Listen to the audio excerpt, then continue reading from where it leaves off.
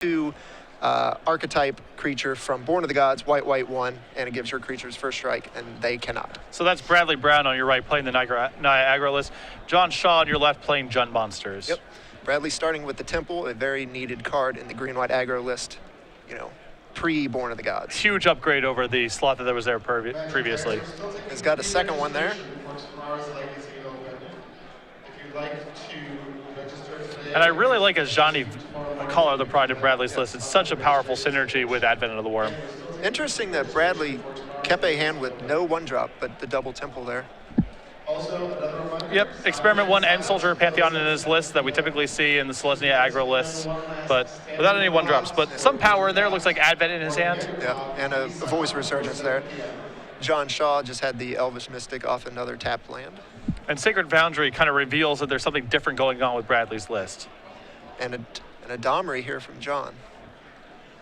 She'll tick up, hide the card from us, but missed obviously. And missing a land drop critically. But missing on a Domri often implies that there's a land on top, so. Yep. Bradley finds his 4th land, bashes with Voice Resurgence, passes with 4 up.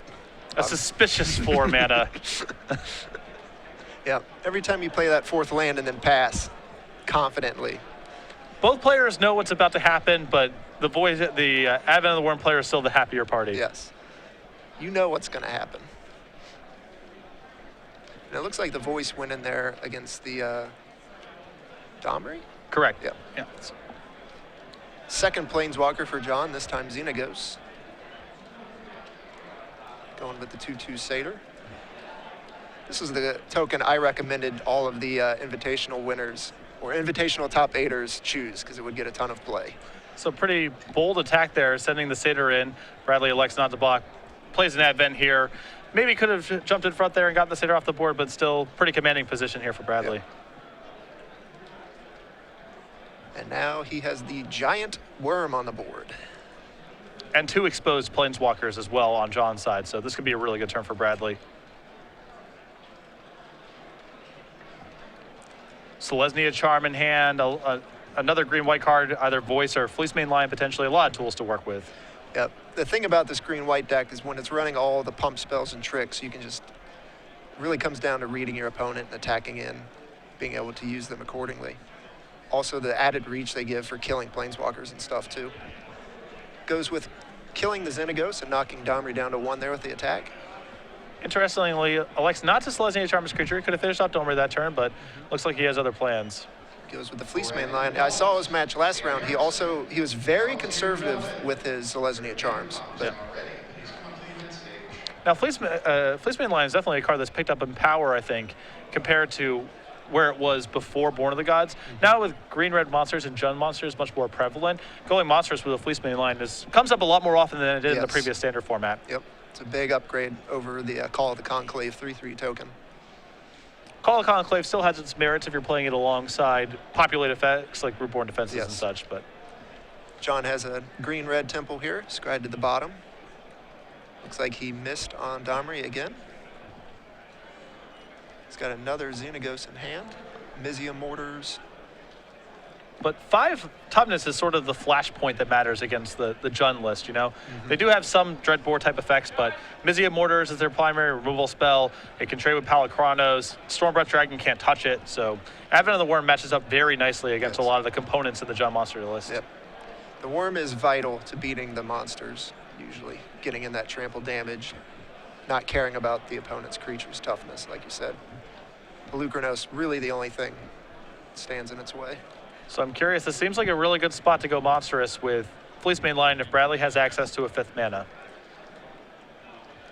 Then he has a lot of control over the Planeswalkers for the rest of the game. Yep. Plus, it's nice to just have a creature that you know nothing's going to happen to. Yeah. Especially out of this deck, unless it happens to be running a Devour Flesh, you know. And even then, with your creature base, it's not a factor. Doesn't play the 5th land, doesn't have it. Swings in with everything. We don't know if he doesn't have it. He might have other plans, but True. it does look like he has Temple Garden in hand, so he's choosing another path at least for this turn. Using some deception here. Looks like John's going to throw the satyrs in front of a couple of the creatures. Yeah, it looks like the 2 green-white creatures are going after Xenagos here, and John's making some effort to preserve Xenagos. This is one thing I always had when I played the green-white deck against the monsters matchup, was how you deal with planeswalkers. Do you try to kill them, or do you just go after your opponent? Rather, it's the worm is going at Xenagos right now, and then the other 2 creatures are Domri. But So there's often that decision you have to make to go after the planeswalkers or just try to kill them if you have enough power in your hand. so it looks like Bradley doesn't want to do anything else here, and just going to get his voice of resurgence token momentarily. Yeah. Mr. Evan Irwin making an appearance. In the elemental flesh. Plays the Temple Garden tapped. And that's just a Gore Clan Rampager as a 4/4 trampler. So this is a fairly risky line here. If John has a untapped mana and a Mizium Mortars, he sort of starts to catch up in this game a little bit. Just kills everything but the worm. And he could even kill the worm with the fight effect from Domri if he wanted to, right? And there it is. You see it all, and it's cleared up. Bradley perhaps getting punished for his decision not to just go monstrous with Fleece Mainline last turn would have reduced his exposure quite a bit to that sequence. Yes. Now he has to regroup here. And he has a Soldier of the Pantheon. And a second Rampager. It is a charming feature of this deck how many gold pump spells it plays alongside Soldier of the Pantheon. I've always enjoyed that. It's cute. You just kind of act like Soldier of the Pantheon's not there. You know, I can still play all these gold pump spells. It's a thing I talked with Brad Nelson about when he was pumping the Brave Naya deck. It's just something you unfortunately just have to play the 2/1 to have the beats against the control decks and the black decks to beat them. And protection for multicolor is relevant against a lot of your opponents as well. John here has the Stormblood Dragon coming into play tapped and attacking. Looking to race.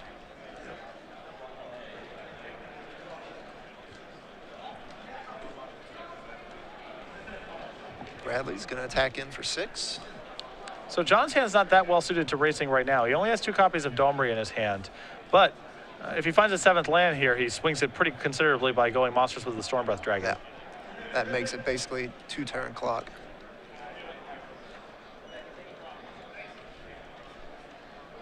The Elvish Mystic, the promo version, and another Domri.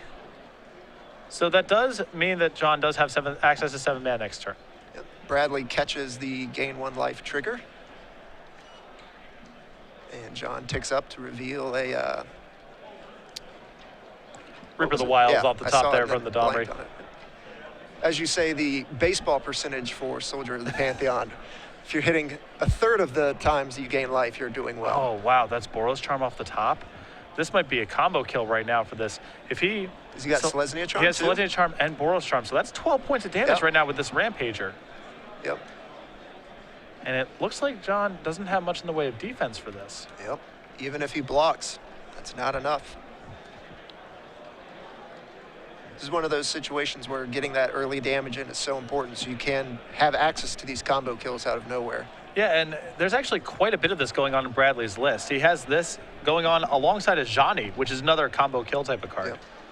And it looks like, unless John has something to mix it up here, that could be the end. Yeah, I mean, there's some hesitation on Bradley's side here, not knowing if the coast is exactly clear, but he's going to go for it, it looks like. Sometimes you just got to go for it. And that's a Selesnya Charm, Boros Charm. That's 12 coming across here. That's pretty much why you play the deck. It's for explosiveness like that. And Bradley takes game 1. Pretty impressive stuff going on there. We're going to go over to the sideboards now. John Shaw, our John Monsters pilot, 3 copies of Mistcutter Hydra, 2 Ultimate Price, 2 Thoughtseize, a Mizium Mortars, a Chandra Pyromaster, a Vraska the Unseen, 2 Sire of Insanities, 2 Golgari Charms, and Rakdos Return. Not really a lot going on in this matchup. He does have access to Ultimate Price, although that does not kill a lot of Bradley's threats. It still critically answers Advent of the Worm tokens, which is the toughest thing for him to answer. The Mizium Mortars, I believe, will come in as well as another good removal spell, but the rest of this is really geared towards beating control decks, and I just don't think it offers much help here for John. Right. Brad has 3 copies of Mizium Mortars himself, couple Unravel the Ether, some Last Breaths, Banisher Priest, Glare of Heresy, Spirit of the Labyrinth, 2 Imposing Sovereign, and one of Druid's Deliverance, which is the Fog Populate card from Return to Ravnica. Pretty powerful against beatdown decks from time to time. Yep. Usually you see that alongside lists that have Call the Conclave, Yes. supplementing. And Rootborn Defenses for all of the Populate fun. Right, that's a sort of a different deck here, but one, Druid's Deliverance, pretty powerful tool against mono red aggro or Naya hexproof decks that basically can only attack against you. That's their only avenue of interaction. So Druid's Deliverance can kind of form a time walk there in certain spots. Definitely like the Imposing Sovereigns here in this matchup, as in getting all of their creatures to not be able to block and just making Stormbreath Dragon not as impressive. But Stormbreath Dragon is quite the beating for this deck if they use it to stabilize, because all of your creatures are basically white except for your Advent token. Yeah, Gore-Clan Rampager gives Bradley a dimension against that card, but certainly Stormbreath is one of John's best tools. Yeah. But as you can see there, the combo effect that Bradley's deck has enabled him to get basically 4 or 5 for 1 off of Mizzium Mortars and have a creature with trample and a couple of tricks, and that's all you need.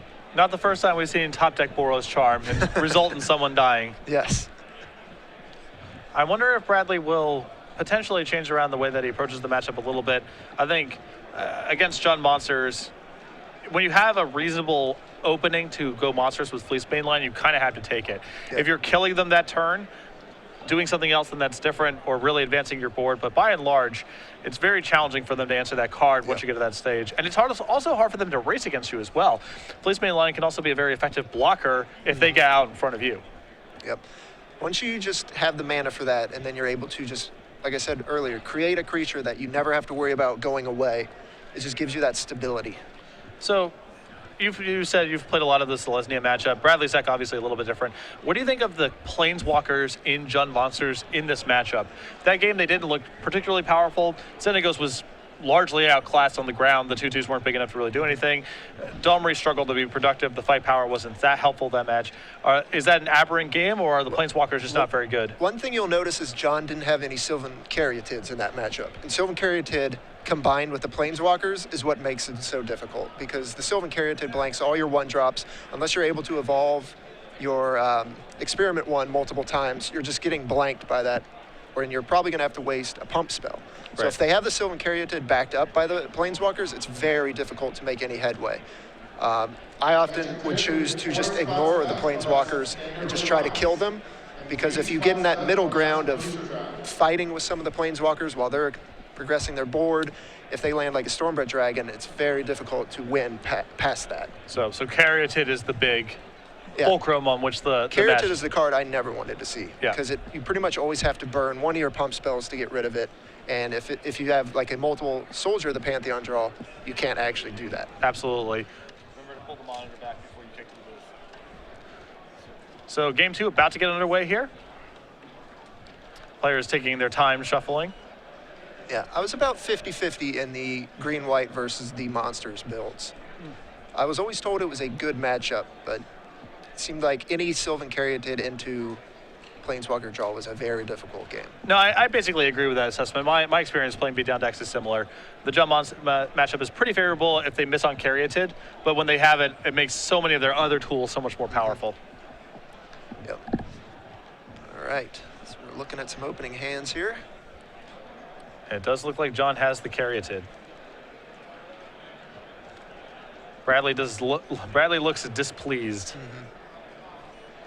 Bradley was a very decisive player in the round I watched last round, so he does not give much away, but he does consider his options. Looks like he kept. John with the tapped Blood Crypt.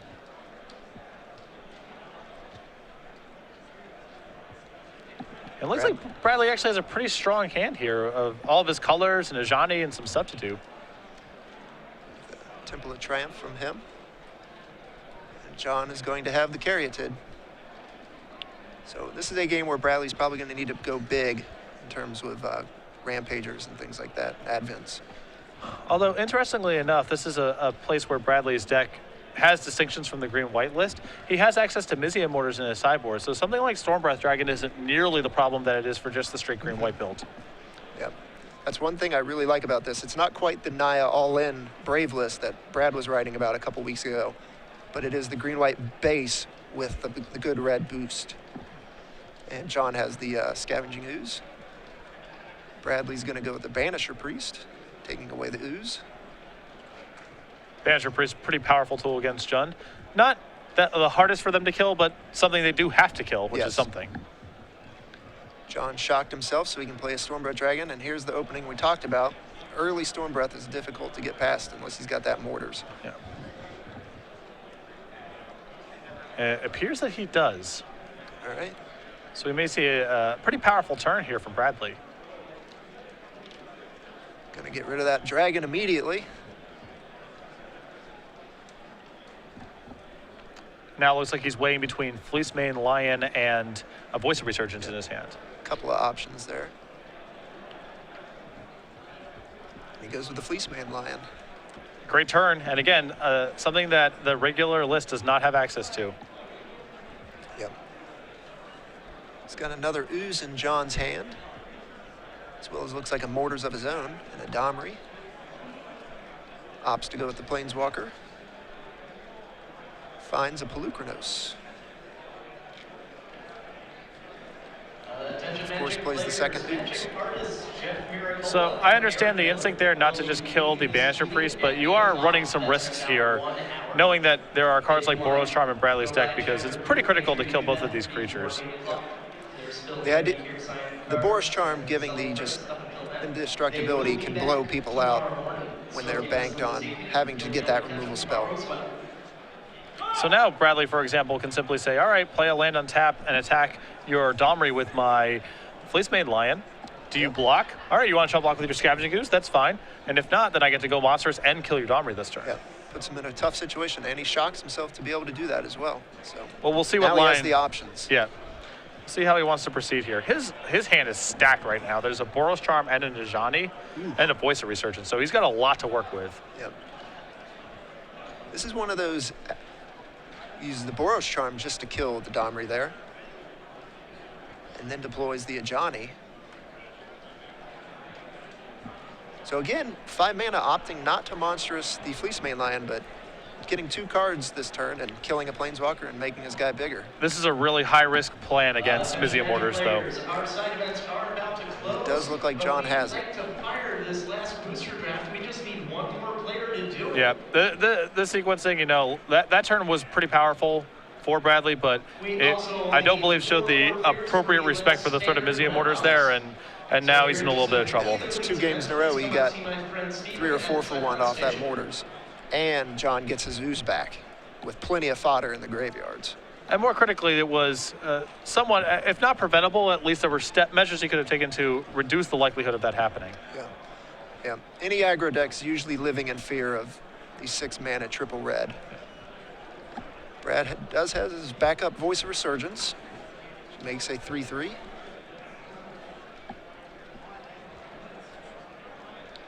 John gets to untap here with a couple of oozes.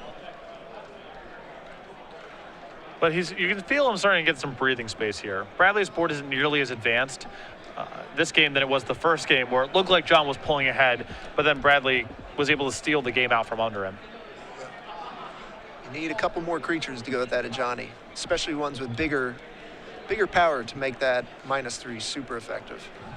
And with that Ajani in play, John can only feel so secure because, again, the threat of Advent of the Worm plus Ajani flying and double striking is something he has to play around in all spots. Plus, he's got 4 Boon Satyrs he can flash in once he gets 5 mana as well to have that on a creature and then instantly have, you know, lethal as well. John now has access to quite a bit of green mana, though, to make his oozes bigger and get him above 10 life. So. Yeah. And right now, John's attacking. I'm assuming that right now he's going after the Ajani. As he does. Call of the Pride down. And that's step 1 from John's side of making sure the game doesn't get stolen from him. Yeah. Making sure you don't just get combo killed is very important. Yeah. For example, next turn, if he had a Gore Clan Rampager, that's 14. You know? So it's a really threatening card in this deck. Goes with the Domri. Makes the ooze a little bigger. Big enough to fight the voice profitably. Let's see if Bradley, does he still have the Selesnya charm? No, he has a Boros charm in hand and a land. Okay. So again, John showing a lot of respect here for what Bradley can do instead of just dropping Palachronos, dropping Reaper of the Wilds, just trying to keep Bradley's board contained. Yeah. Keeping all of their threats off makes it to where their combo kill is not a potential thing. He's going to get himself an Evan Irwin token. Yeah, I think Bradley might have been contemplating using his Boros charm for indestructibility, but use it to kill the Domri instead at end of turn there. and now John's really far ahead and with a lot of tools left over. Yep, the 2 oozes versus a 1/1. And another 1/1 off the top, it looks like.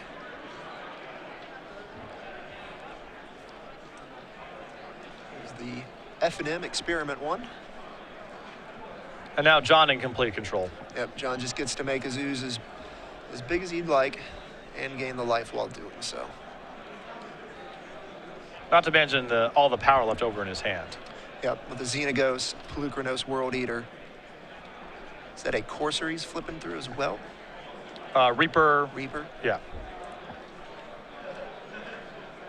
So you could actually, this could be one of those turns where you see Xenagos actually generate mana potentially. Yeah. He decides to go with the Reaper here. I don't mind that. You can leave up hexproof mana. Get in there with a couple of scavenging ooze. And now John is essentially representing lethal next turn. Yeah. I'm not quite sure anything Brad can draw here to get out of this from the green-white deck, even in a deck as explosive as this, without a combo piece already. Yeah, that temple's not going to help.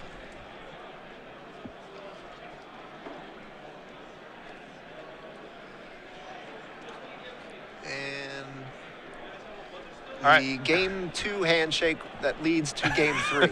Yeah, for those of you watching at home, you know that wasn't actually a concession of the match as far as I can tell. We're simply going to game 3. Yes. Always caught off guard when that is presented to me, Yeah. but some people like to do that. We'll be going back to the boards here. Bradley will importantly be on the play now, making his 1-drops much more powerful. And it puts a lot of pressure on John to have a mana accelerant as well. There's a lot of hands where he simply can't keep them if they don't do anything until turn 3. Needs the mana accelerants, and he needs those answers. Like if he's depending on Mizzium Mortars to take care of a threat, you know, his answers have to stack up in a unique order, basically, to be able to maximize his mana. And the green-white deck, one of the compelling things about the Selesnya deck is the amount of range that it has access to. You wouldn't typically think of that being a green-white deck, but Right. there's Mistcutter Hydra, there's Ajani, there's Advent, there's all these pump spells where the deck can kind of went out of nowhere, even Yeah. where it appears the other deck stabilized. Bradley's build has that, and even further upping it with Gore-Clan Rampager and Boros Charm and Ajani, which is not a card you see in every list. It was an idea I was toying with when I went to Grand Prix Cincinnati. You know, I was talking with Brad Nelson about the Brave Nihilist. I'm like, you know, I've enjoyed playing the green-white deck, but I sort of just want to play the green-white deck with Gore Clan and Boros Charm. And, you know, it clearly is working out for Brad here and gives the green-white deck the better creatures, I would argue. I would enjoy having Experiment 1 over Dried Militant any day. Yeah. And it gives you still the access for Gore Clan Rampager and Boros Charm. Yeah, once you're in the world where, you know, you're going to a full 3-color deck like Bradley is, I start questioning the value of the 1-drops. You know, couldn't you kind of get away from that stuff and commit to playing the game, starting the game on turn 2? Maybe Experiment 1 is still good enough, but maybe Soldier of the Pantheon is not a card you're interested in. And Bradley's deck is one of the best decks for Experiment 1. Any deck that can ramp up to Advent of the Worm is the deck that can make it a 4/4, you know, more than other decks usually. Yeah, I mean, he can go, for example, Voice into Fleecemane Lion, into Boon Satyr, into Advent. That's as good a curve as you can possibly get for Experiment 1. When you actually get to do that, it's a pretty good feeling. Yeah. But the deck has to pull its mana in so many different directions here because, you know, you're playing cheap white creatures, cheap green creatures, and red spells. Whenever I look at lists like this, I always think to myself, is there a way to just bias the mana in one direction or another so you're a little less one-third with your color splits? I mean, Bradley doesn't need red mana on turn 2 for the most part. You know, it's a 2.5 color deck, but it still does have the Soldier of the Pantheon Experiment 1 issue that the Selesnya deck has as well. And unless you're really needing that combo kill with, like, Rampager plus Boros Charm, you almost never need 2 red in 1 turn either. Right. So as long as you can do a Selesnya Charm plus a Boros Charm and things like that. So again, I'm really curious to see if Bradley in this game is going to land a spot when he has a good opportunity to go monstrous with Fleece Mainline. I think in game 2 there, if that's his 5th turn, just attacking the Domri at 4 with a Fleece Mainline, that effectively either causes John to chump block with a Scavenging Ooze or lose his Domri, and Bradley gets a 4/4 indestructible for the remainder of the game, the game probably looks much different.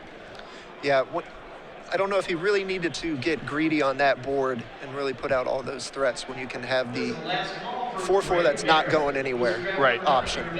As well as putting John in that situation where you attack and force him to either give it up or lose the Planeswalker. But in the event, on to game 3. As you mentioned, Bradley critically will be on the play. Yep. Taking a look here at his opener.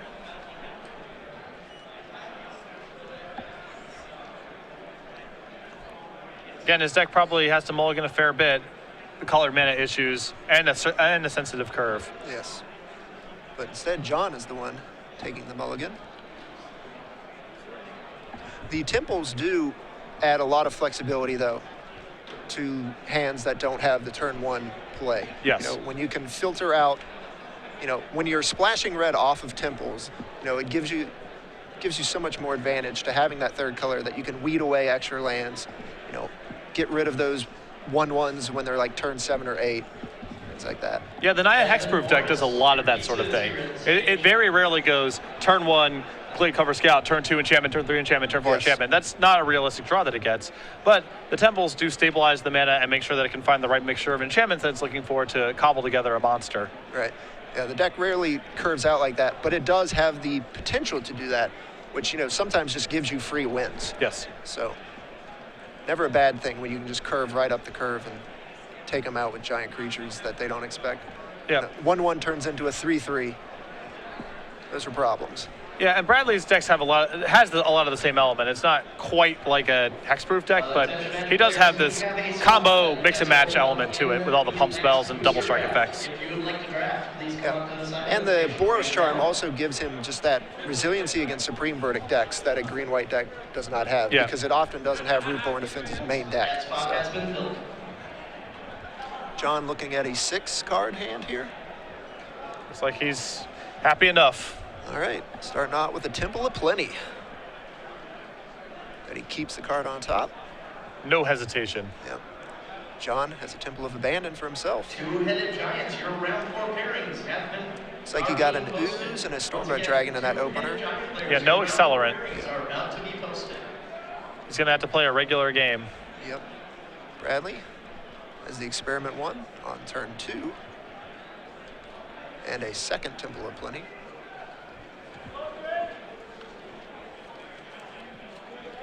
Looks like no red mana in his hand currently, just a plains left over. Did he just find his Caryatid, it looked like? Looked like right off the top there. Scryed away a card from his temple and found the Caryatid on top. Rewarded. It's still not clear if he wants to deploy it this turn because he has nothing to do with the mana the following turn. So he goes with the Ooze, as you expertly point out. Well, I think there's still a good argument to just play the Caryatid that turn, because I don't think you really want to block here, nor do you want to race. So I would just rather get the mana set up. Let's see what kind of creatures Brad has here to work with. Apparently, just going to get in there with a 1/1. Okay. And obviously representing Selesnya Charm.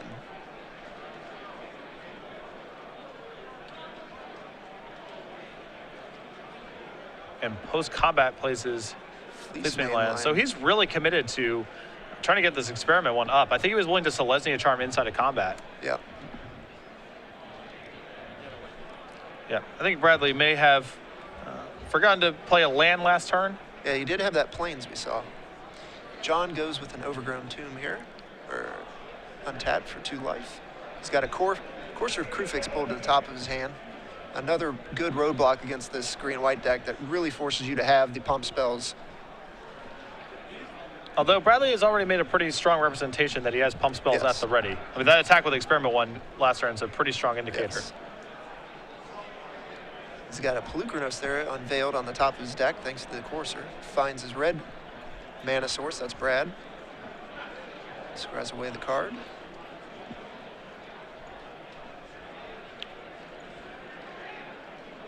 And a second Fleece Mane Lion to make his Experiment 1 a 3/3. Attacks with a pair of 3/3s. It's a good Fleece Mane line here. Again, you know, the Ooze still not capable of blocking anything. Right. John takes his Pelucranos, reveals the stomping ground there. And again, you can't even be confident that something like Pelucranos is good enough to stabilize the board because of Selesnya Charm. That's a very specific angle of attack that the Selesnya deck has access to that many decks in Standard do not. Yep. The aggro deck with a clean removal spell for big creatures. That's one card. It's probably my favorite card in the deck. Just the ability to make crazy plays, kill giant creatures. Top card of John's deck reveal, please. So he deploys the Pelucranos there.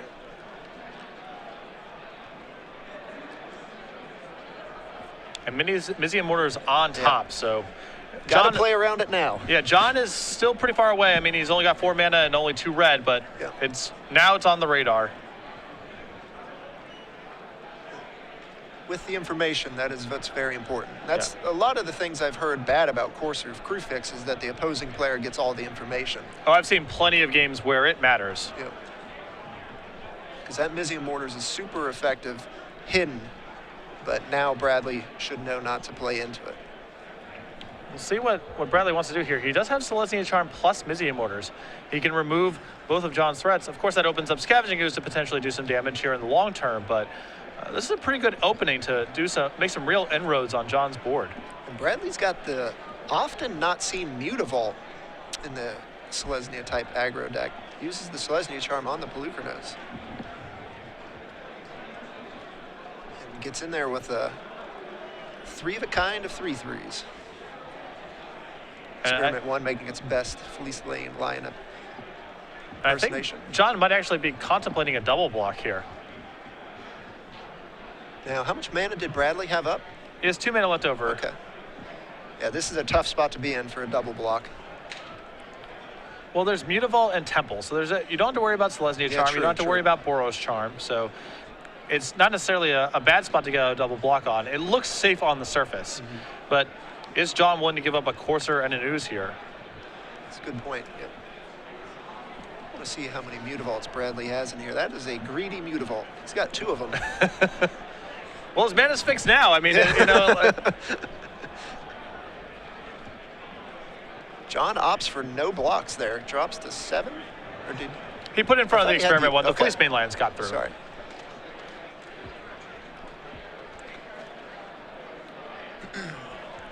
So he's got the Mortars. 1 creature in the graveyard right now for got the a- Scavenging Ooze. Got a Domri in his hand. The problem is, again, that if Bradley decides to just go monstrous with the Fleece Mane Lion next turn, John's not really in a position to handle that. Yep. He can make his Ooze up to a 4/4 as things currently stand, but that's not big enough. Courser can't do anything. He uses the Mortars on just one of the Lions. And has an Elvish Mystic. Of course, the Reaper there on the top of his deck for next turn. He's got the Stormbred Dragon as well in his hand. Passes back. All right, we'll see what Bradley wants to do this turn. Looks as though he's found a Banisher Priest. Still looking for the 5th land, too, to have the option for Monstrous. It looks like he's got the Stomping Ground in hand. Yeah, he's got a Stomping Ground and a Plains. And again, it's just, at the risk of repeating myself here, this 4/4 Fleece Mane Lion that is indestructible is just really hard for John to answer. And with John's life total the way that it is right now, is essentially the Abyss. John Correct. can't afford to allow this to get through. Yep, once it's Monstrous, I mean, he does have a Stormbred Dragon in his hand. That is John, which can effectively sit there and, stand in front of it all game. But Yep. But Bradley has access to Mortars in his list, so even Stormbreath Dragon isn't necessarily going to get the job done. so now Brad has some decisions to make here. I mean, he's moving that Banisher Priest around, but the thing is, John doesn't even have any particularly good things to banish your priest right now. None of his creatures are much more significant than any of the other in play. Yeah, I'm not even sure which creature I would take with that. Exactly, yeah. Banisher Priest They at all this look point. about the same in quality right now.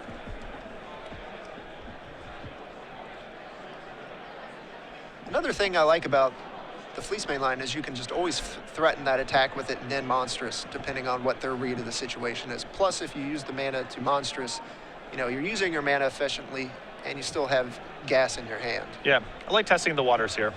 Let's start here. And John throws the Elvish Mystic in front of it. And Brad passes. Makes the ooze a little bigger there. So Bradley passing here, I think, is a representation that he's gonna go for it. John takes the Reaper, has another Sylvan Caryatid on top. And once Fleece Main Lion gets monstrous, then all of a sudden Ajani becomes a kill. There's a lot of things that it's not even just about this 4/4 indestructible that's already going to be a challenge for John. It's a lot of his draws also become lethal. Yeah, at this point, John now knows that it's going to be a 4/4 indestructible and has to plan his game accordingly the rest of the way now, knowing. Oh, ooh. He opts to not monstrous at end of turn there. And that's potentially a really big disaster here, because he did have the opening of saying, I'm going to monstrous this turn, untap, Banisher Priest something. Now if he wants to deploy this Banisher Priest, which he kind of has to do because the Reaper's too big. Right. Yeah, that's an unfortunate misstep there for Bradley.